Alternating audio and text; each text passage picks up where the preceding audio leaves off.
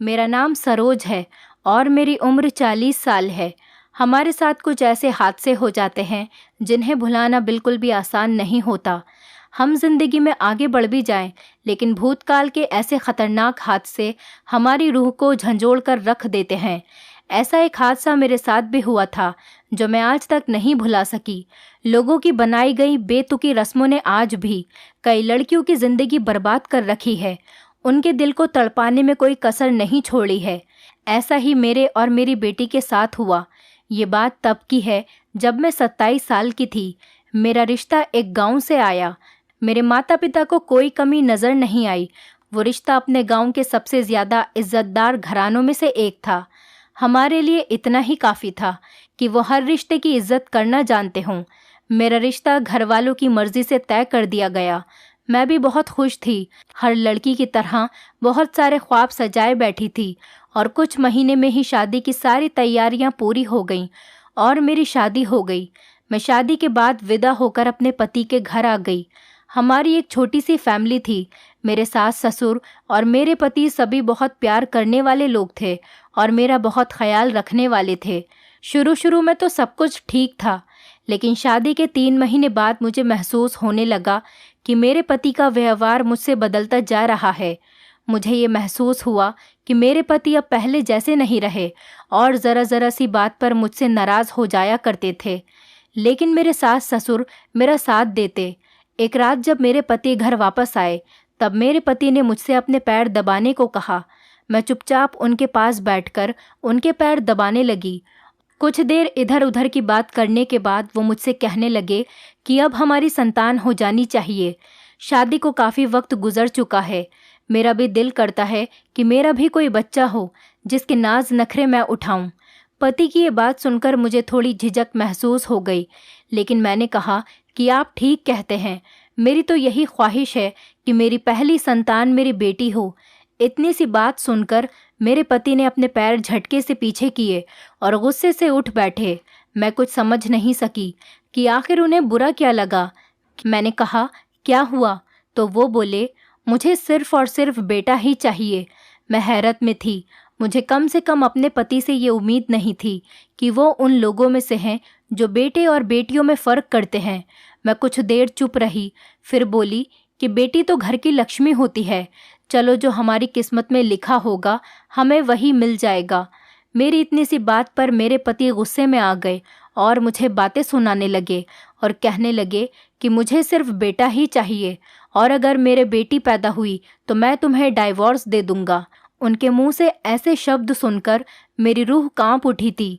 मैंने आज से पहले कभी अपने पति को इतने गुस्से में नहीं देखा था। मैं सोच भी नहीं सकती थी कि वो ऐसी सोच भी रखते होंगे। इतनी छोटी सी बात पर मुझे डाइवोर्स देने को कह रहे थे। हालांकि मेरे पति पूजा पाठ करते थे, बहुत समझदार थे और ऐसा इंसान जब ऐसी बात करे तो दिल बेयकीन सा हो जाता है। मैं उनका व्यवहार देखकर डर गई थी। मेरी आंखों से आंसू निकलने लगे थे। मैंने उस टाइम बात को संभालते हुए कहा कि आप मुझ पर ये जुल्म नहीं कीजिएगा और हमारे यहाँ कोई लड़की पैदा नहीं होगी, सिर्फ बेटा ही पैदा होगा। डर डर कर मैंने ये बात बोली तो मेरे पति बहुत खुश हो गए और कहा कि तुम्हारे लिए यही अच्छा है। अगर बेटी हुई तो मुश्किलें तुम्हें और तुम्हारी बेटी के लिए बढ़ेंगी।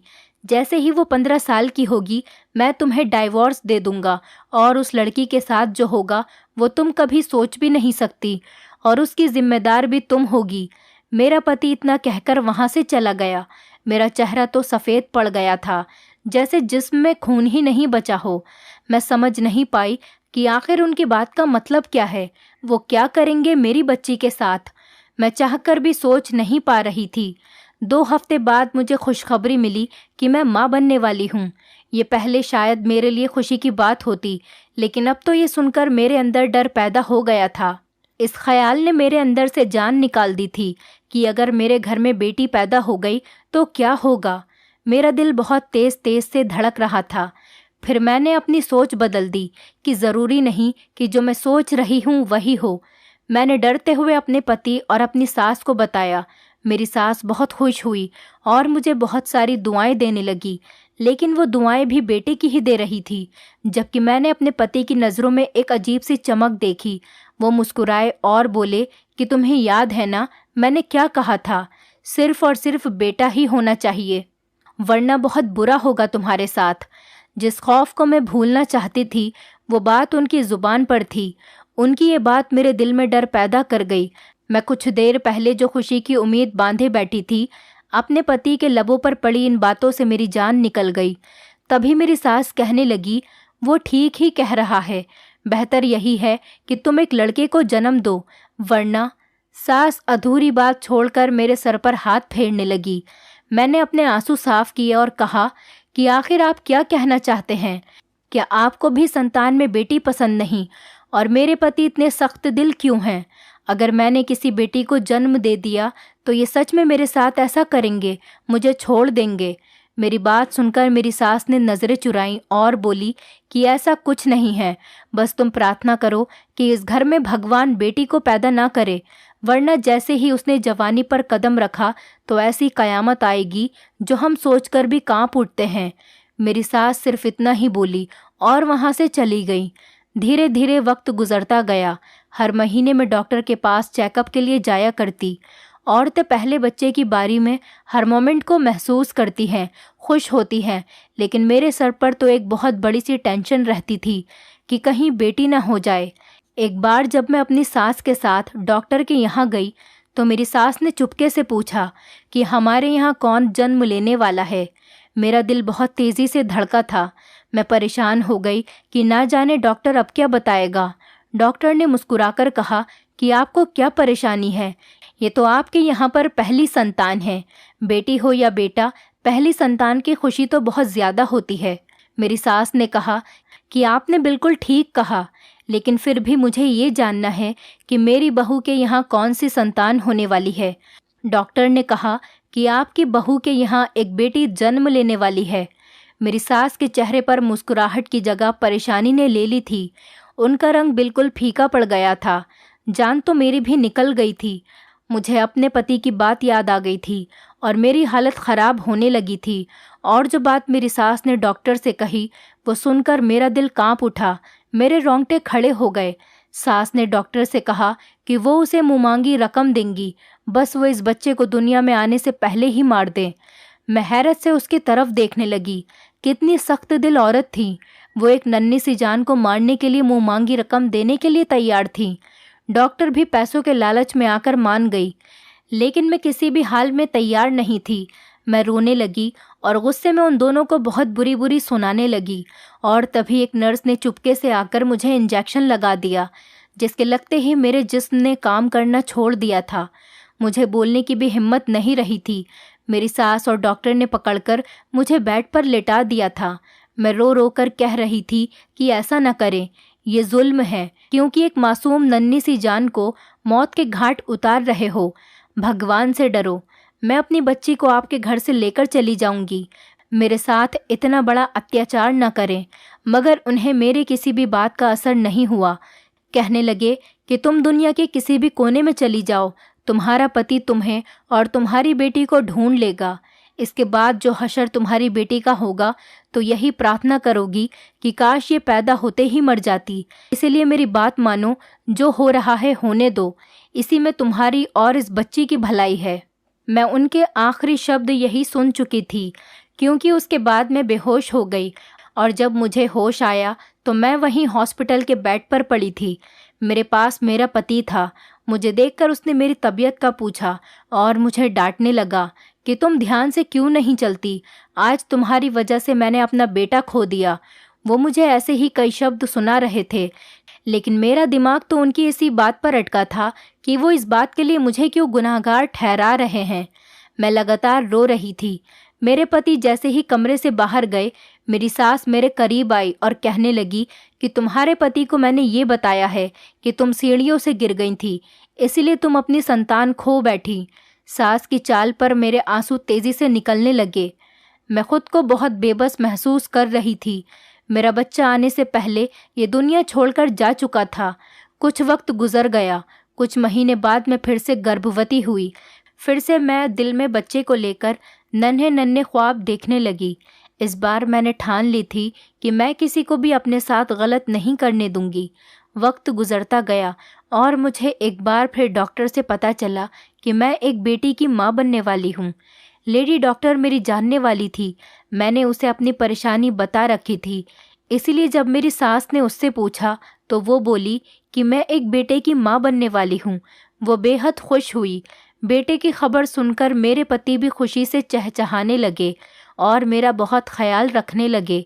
उनका ख्याल और प्यार देखकर मैं बहुत खुश थी, लेकिन कहीं अंदर ही अंदर परेशान भी थी कि जब उन्हें सच पता चलेगा तो क्या होगा।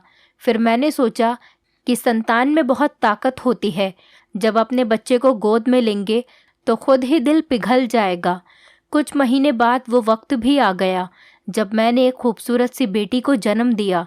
वो बहुत खूबसूरत गुड़िया की तरह थी, लेकिन जैसे ही मेरी सास को पता चला वो सर पीटती रह गईं।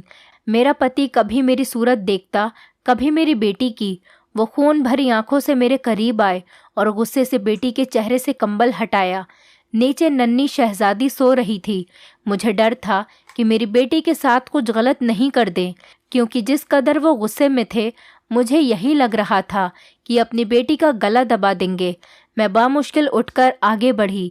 मेरे पति ने मेरी बेटी को बहुत बुरी नज़रों से देखा था। मेरा दिल धक से रह गया कि अब पता नहीं क्या करेंगे, लेकिन तभी अगला मंजर देखकर मैं चौंक गई। मेरे पति ने तो बेटी को सीने से लगा लिया था। वो उसे चूमने लगे और मेरी तरफ देखकर कहने लगी कि ये तो बहुत प्यारी बच्ची है। इतनी खूबसूरत बच्ची को जन्म देकर तुमने तो मेरा दिल जीत लिया। मुझे हैरत का झटका लगा। एकदम से मेरे पति में ये कैसा बदलाव आया था। लेकिन मैं खुश होने लगी कि उन्हें इस नन्ही सी जान पर कुछ तो तरस आया। लेकिन मेरी सास लगातार परेशान थी। वो गुस्से में कभी मेरी तरफ तो कभी उस बच्ची की तरफ देख रही थी। मैं परेशान थी कि अब जब मेरा पति खुश है तो मेरी सास को क्या परेशानी है। कुछ दिन गुजर गए। सास जब भी मेरी बेटी की तरफ देखती तो रोने लगती और मुझसे कहती कि क्यों तूने आने दिया है इसे इस दुनिया में। अगर इसका बाप भटक गया और इसके साथ कुछ गलत कर डाला तो मैं इसकी जिम्मेदार नहीं होंगी। मुझे उनकी बात थोड़ी अजीब लगती थी। मैंने कहा, वो तो खुश हैं बेटी के जन्म से, मगर आप ना जाने क्यों ऐसी बातें करती रहती हैं। हर बार मेरी बेटी को देखकर रोने लगती हैं। मेरी सास कहने लगी, ये तो तुम्हें तभी पता चलेगा जब तुम्हारी बेटी 15 साल की हो जाएगी। मेरे दिल में सवाल आया कि भला क्या होगा 15 साल बाद। लेकिन जब मैंने उनसे पूछा तो उन्होंने बात को घुमाकर सही से जवाब नहीं दिया। धीरे धीरे वक्त गुजरता चला गया। मेरी बेटी बड़ी होती चली गई। मुझे अब ऐसा महसूस होने लगा था जैसे मेरी सास की कही बातें सच हो रही हैं। जब मेरी बेटी 7 साल की हुई तो मेरी सास का देहांत हो गया था। मरने से पहले आखिरी वक्त में उन्होंने जो कुछ भी मुझे बताया उसे सुनकर तो मेरे पैरों तले से ज़मीन ही निकल गई। उन्होंने कहा कि देख लेना, तेरी बेटी के 15 साल के होते ही तेरा पति तुझे मार देगा और उसके बाद तुम्हारी बेटी बहुत गलत आदमी के हाथों में फंस जाएगी। वो तुम्हें मारकर तुम्हारी बेटी को हर हाल में अपनी पत्नी बनाएगा। तुम बहुत पछताओगी। सास के आखिरी शब्द मुझे बेचैन कर गए। मैं कहने लगी कि माँ जी, आप होश में तो हैं, ये कैसे हो सकता है? मेरी बेटी किस आदमी के हाथ लग जाएगी और मेरे पति ऐसा कैसे कर सकते हैं? वो तो उनकी सगी बेटी है। वो सगी बेटी के साथ ऐसा कैसे कर सकते हैं? सास कहने लगी कि ये हमारे गांव का दस्तूर है और कोई भी मर्द उसके खिलाफ आज तक नहीं चला है और ना चलेगा। जिसने भी इस बात को नहीं करा उसकी गर्दन काट दी जाएगी। मेरा बेटा भी ज़रूर ऐसे ही करेगा। मुझे ये सुनकर लगा कि मैं तो मर ही जाऊंगी। मेरी सास कुछ देर बाद ही मर गई। मेरा बदन अक्सर ये सोच सोचकर पसीने में भीग जाता। जब मुझे सास की आधी अधूरी बात याद आती, मैं हमेशा सोचती कि मेरी सास ने ये नहीं बताया कि वो कौन आदमी होगा। क्या मेरा पति ऐसा करेगा और मुझे मारकर मेरी बेटी के साथ? इससे आगे तो मैं कभी सोच भी नहीं सकती थी। मेरे दिमाग ने अब कई सवालों को जन्म दे दिया था। मैं अपने पति को ही शक की नज़रों से देखने लगी। अब जब मेरा पति मेरी बेटी को पास बुलाता, उसे गोद में लेकर प्यार करता, तो मुझे बहुत अजीब लगता। मैं किसी न किसी बहाने से अपनी बेटी को अपने पास बुला लेती और खेलने भेज देती थी। एक दिन मैं किचन में खाना बना रही थी और मेरी बेटी स्कूल से आकर कमरे में खेल रही थी। तभी दरवाज़ा बजा। मैंने दरवाज़ा खोल कर देखा तो मेरे पति घर आ गए थे। मैं काम करने दोबारा किचन में चली गई। फिर मेरे दिल में कई सारी बातें उठी जो मेरी सास ने मुझसे कही थी। उन बातों ने मेरे दिल और दिमाग पर काबू कर रखा था। मुझे हर वक्त अपने पति की नीयत पर शक होने लगा था। वो मुझे अच्छा इंसान नहीं लगता था। मुझे लगता था कि वो एक ख़ास मौके के इंतज़ार में है ताकि इस रिश्ते को बदनाम कर सके। काफ़ी देर तक मुझे अपने पति की कोई आवाज़ नहीं आई। हर तरफ बहुत खामोशी थी। मेरा दिल ज़ोरों से धड़का। मैं जल्दी से किचन से निकलकर कमरे में गई जहाँ पर मेरी बेटी सो रही थी। कमरे का दरवाज़ा थोड़ा सा खुला था। मेरे कदम वहीं पर रुक गए। सामने का मंजर देखकर मेरी आंखें फटी की फटी रह गईं। मेरी बेटी बेड पर सो रही थी जबकि मेरा पति उस पर झुका हुआ था। मैं ज़ोर से दरवाज़ा खोलकर अंदर आ गई। मेरा पति घबराकर पीछे पलटा जबकि दरवाज़ा दीवार पर लगने की वजह से जो शोर हुआ उससे मेरी बेटी भी सहम कर उठ गई थी। मैं गुस्से से अपने पति को देखकर बोली कि ये क्या कर रहे थे आप। वो इंसान चादर का एक सिरा पकड़े मेरी तरफ हैरानी से देख रहा था। वो घबराकर बोले, कुछ नहीं, बेटी ऐसे ही सो रही थी तो उस पर कंबल उड़ा रहा था। मैं आंखें खोलकर अपने पति को देखती रही। उसके लहजे से साफ लग रहा था कि वो झूठ बोल रहा है। मैंने उसके हाथ से चादर छीना और खुद अपनी बेटी को देने लगी। वो हैरत से मेरी तरफ देखने लगे और फिर गुस्से से बोले कि अपनी हद में रहा करो। मैं जो कर रहा हूँ मुझे करने दो, वरना बहुत बुरा पछताओगी। मैं भी गुस्से से अपनी बेटी को उठाकर दूसरे कमरे में चली गई तो वो और गुस्से से कहने लगा कि तुम मुझे मजबूर कर रही हो कि मैं कोई गलत फैसला लूं।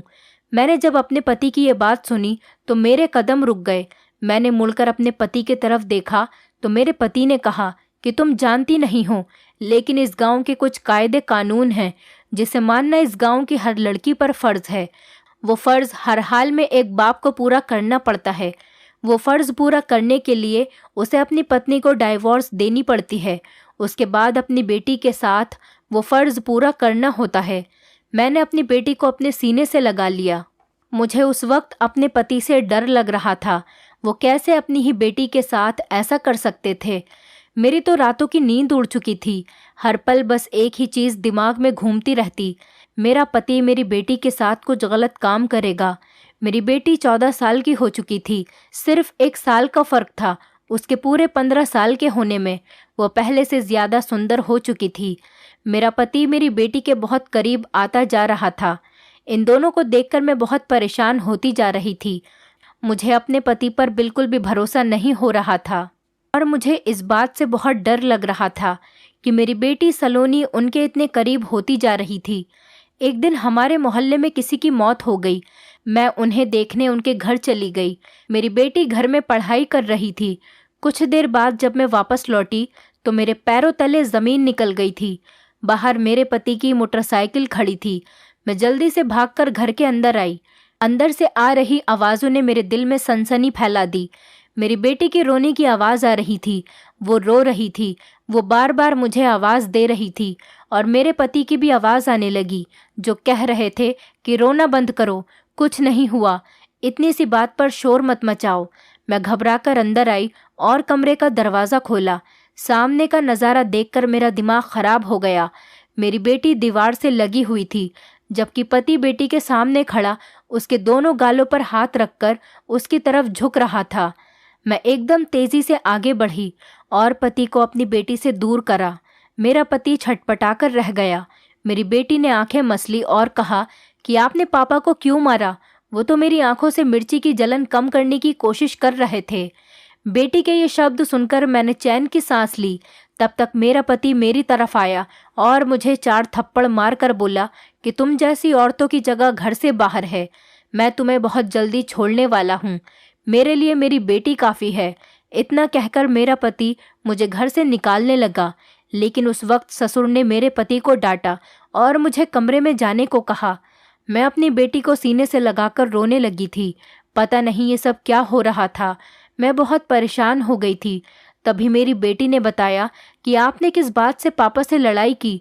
दरअसल मैं मिर्ची पाउडर खाने में डाल रही थी तभी हवा से पाउडर मेरी आंखों में चला गया और मेरी आंखों में जलन होने लगी। बेटी की ये बात सुनकर मुझे अपनी सोच पर अफसोस हुआ, लेकिन मुझे अपने पति पर यकीन नहीं आया था। अभी मैंने अपनी बेटी को कमरे में छोड़ा और अपने ससुर से बात करने के लिए निकली। मुझे अब हर हाल में सच जानना था ताकि मैं इन गलतफहमी से निकल सकूं। जब मैं ससुर के कमरे में जा रही थी तभी मुझे अंदर से कुछ आवाज़ आई, जिनको सुनकर मैं बाहर ही रुक गई। मेरा पति मेरे ससुर से कह रहा था कि मैं अब इसके साथ नहीं रह सकता। जल्द से जल्द मुझे इस औरत से छुटकारा पाना है और अपनी बेटी के साथ कहीं दूर जाकर अलग जिंदगी शुरू करनी है। मेरे पति के इन शब्दों ने मुझे अंदर ही अंदर कई टुकड़ों में तोड़ दिया। वो उसे समझाने के बजाय उल्टा ये कहने लगे कि मैं भी यही चाहता हूँ, तुम अपनी बेटी को लेकर यहाँ से कहीं दूर चले जाओ, लेकिन हाँ, अपनी पत्नी को मत छोड़ना, ये गलत है। दोनों माँ बेटी के साथ तुम खुशी खुशी रहो और जैसे ही वो 15 साल की हो जाए तो तुम किसी को कानो कार खबर न देकर अपना काम कर जाना। ससुर और पति की ये प्लानिंग मुझे हैरत में डाल गई थी। मैंने फैसला कर लिया था कि बेटी के 15 साल के होने से पहले ही मैं ये गांव छोड़कर कहीं दूर चली जाऊंगी। अगले ही दिन सुबह 5 बजे जब पूरे घर में खामोशी थी, तब मैंने अपना सामान उठाया, बेटी को तैयार किया और घर से निकल गई। हम दोनों माँ बेटी घर से भागने में कामयाब हो गई थी। मुझे अब अपने मायके तक जाना था और कल मेरी बेटी पूरे 15 साल की होने वाली थी। गांव के नुक्कड़ पर एक रिक्शा वाला मिला जो काफ़ी बुढ़ा था। वो मुझे देखकर ही पहचान गया कि मैं पीयूष की बीवी हूँ। मेरे साथ मेरी बेटी को देखकर बोला कि ये तुम्हारे साथ कौन है? मैं बोली कि ये मेरी बेटी है, आप मेहरबानी करके मुझे उस गांव तक छोड़ आएं, ये बहुत ज़रूरी है। मेरी बात सुनकर वो सोच में पड़ गए और फिर कहने लगे कि हैरत की बात है, पीयूष ने आज तक सारे गांव वालों से ये बात छुपाई कि वो एक बेटी का बाप है। मैं रिक्शे वाले की इस बात पर सोच में पड़ गई। तभी वो बोला कि रिक्शे में बैठो, मैं तुम दोनों को महफूज जगह तक पहुंचाना चाहता हूं। हम दोनों रिक्शे में बैठी और रिक्शा चल पड़ा। थोड़ी दूर जाकर मैंने देखा तो मेरा दिमाग खराब होने लगा था कि ये रिक्शा वाला मुझे दोबारा से गांव में ही वापस ले आया था। मैंने उससे रिक्शा रोकने को कहा, लेकिन वो नहीं माना और रिक्शा चलाते हुए वो गांव के सरदार के घर जाकर रुका। मैं काफ़ी डर गई थी। अभी कुछ लोगों से बात करके वो बोला, अंदर पंच मौजूद हैं, वो आपका हर मसला हल करेंगे और पीयूष को उसके किए की सज़ा भी मिलेगी। न चाहते हुए भी मैं उतरी और अंदर चली गई। अंदर जो पंच थे वो जान चुके थे कि मैं उसकी पत्नी हूँ और मेरी बेटी पीयूष की संतान है। वो लोग मुझे कुछ देर तो घूरते रहे, फिर एक नज़र मेरी बेटी की तरफ देखकर मुस्कुराए। उनकी नज़र से एक घटियापन झलक रहा था। उसमें से एक आदमी बोला कि तुम्हारी बेटी की शादी कल मुझसे होगी। वो बूढ़ी उम्र का आदमी था जिसे गांव का पंच माना जाता था। उसके मुंह से ये बात सुनकर मेरे पैरों तले से ज़मीन खिसक गई। मेरी बेटी डरकर मुझसे लिपट गई। मेरे होठ कँपकँपाने लगे। ये मैं कहाँ फंस चुकी थी? मैं अपनी बेटी को कैसे उसके चंगुल से निकालती? उसको अपने पति से बचाते बचाते अब मैं पंचायत में फंस चुकी थी। उन लोगों ने हम दोनों माँ बेटी को एक कमरे में बंद कर दिया। कुछ देर बाद मेरे पति और मेरे ससुर को बुलवाया गया और इनके बाद जो बात वहाँ पर हुई उसे सुनकर मैं शर्म से पानी पानी हो गई। मेरा दिल चाहा कि ज़मीन फट जाए और मैं खुद को उसमें छुपा लूँ। मेरे पति से पंचायत वाले पूछ रहे थे कि उन्होंने क्यों नहीं बताया कि उनके घर एक बेटी भी है। इस गांव का रिवाज है कि जिसकी भी बेटी 15 साल की हो जाए उसे हम 5 सरदारों में से किसी एक के साथ 2 महीने के लिए शादी करनी होती है और उसके साथ रहना पड़ता है, और जो इस रिवाज को नहीं माने उसकी पत्नी को मार दिया जाता है। इसके बावजूद तुमने हमसे गद्दारी करनी चाहिए। पंचायत के सरदारों के ये शब्द सुनकर मुझे धक्का सा लगा था। मुझे सारी सच्चाई आज समझ आ रही थी कि आखिर क्यों मेरे पति मेरे साथ बेटी के जन्म पर नाराज़गी का इजहार कर रहे थे। मुझे उस पल अपनी सोच पर बहुत अफसोस हुआ। आधी अधूरी बातों को मैं अपने तरीके से सोचकर कितना गलत करने जा रही थी। मेरी सोच पर तो पर्दे पड़ चुके थे। तभी मैं अपने ससुर की आवाज़ पर होश में आई। मेरे ससुर कह रहे थे कि आप मेरी बहू और मेरी पोती को घर जाने दें, कल हम आपकी शादी उससे करवा देंगे।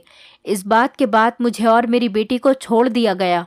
घर आकर मैं अपने पति के कदमों में गिरकर माफ़ी मांगने लगी कि मुझसे बहुत बड़ी गलती हो गई। मैं इस घर को छोड़कर जा रही थी। मैंने अपनी सोच अपने पति को नहीं बताई थी कि पता नहीं उनको ये जानकर कितना दुख होगा। मैं उसके बारे में कितना गलत सोच रही थी। साथ ही साथ मुझे ये भी दुख था कि मेरी मासूम बच्ची की शादी उससे होने जा रही है। तभी मेरे ससुर बोले कि जल्दी से सारा सामान बांधो, हम आज रात ही इस गांव को छोड़कर जा रहे हैं। उस रात हमने खामोशी से उस गांव को छोड़ दिया। रास्ते में बहुत मुश्किलें आईं, लेकिन हम सब एक साथ होकर उन सब से निपटते हुए वहां से निकल आए और शहर चले गए और वहां जाकर एक किराए के मकान में रहने लगे। हम अपनी बहुत बड़ी हवेली छोड़कर आए थे, अपना सब कुछ, सारी ज़मीन जायदाद, और यहाँ इस छोटे से घर में गुजारा कर रहे थे। लेकिन मुझे इस बात की खुशी थी कि हमने मिलकर अपनी बेटी को बचा लिया। मेरा पति भी मुझसे माफ़ी मांगकर बोला कि वो इस रिवाज की वजह से बेटी नहीं चाहता था, वरना उसे अपनी बेटी अपनी जान से भी ज़्यादा अजीज़ है। कुछ समय के बाद हमने सलोनी की शादी कर दी। आज मेरी बेटी 28 साल की हो चुकी है और वो अपने घर में बहुत खुश है, और हमें इस बात की खुशी है कि हम उस ख़राब गांव से निकल आए। कई बार लोग अपनी हवस के लालच में ऐसे रिवाजों को जन्म देते हैं जिसको मासूम और गरीब लोगों को ना चाहते हुए भी मानना पड़ता है, और वो अपनी ज़िंदगी तबाह करते रहते हैं। दोस्तों, उम्मीद करती हूँ आपको हमारी कहानी पसंद आई होगी। कहानी पसंद आई है तो वीडियो को लाइक करें, चैनल पर नए हैं तो चैनल को सब्सक्राइब करें, और हाँ, नोटिफिकेशन बेल को ज़रूर दबाएं ताकि अगली अपडेट सबसे पहले आपको मिले।